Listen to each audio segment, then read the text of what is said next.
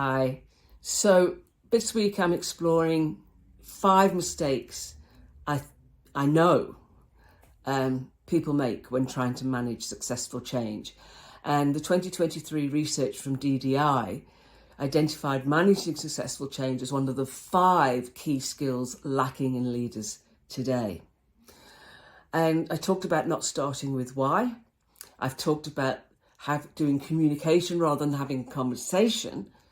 And I think the other mistake is that leaders in particular think they have to know all the answers. So they have this fear that someone might ask them a question and they won't know the answer. And they're not prepared to say, I actually don't know what the answer to that is.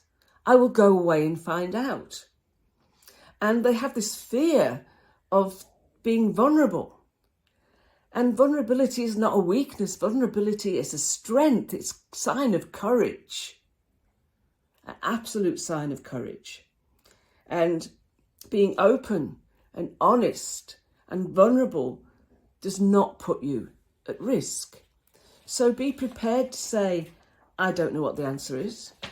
I could speculate, but let me go and find out and I'll come back to you. When somebody goes into a people leadership role, no one suddenly said they had to be the fount of all knowledge and have all the answers. But leaders think that they have to. Well, they don't. And Brené Brown said, vulnerability is not a weakness. It's our greatest measure of courage.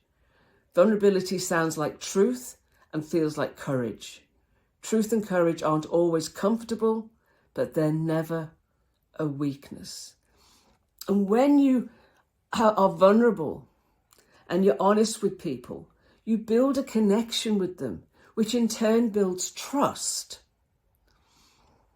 And rather than feeling that leaders are talking at them or to them about change, when that connection is established and that trust, then people feel leaders are talking with them about change and they're listening as a result.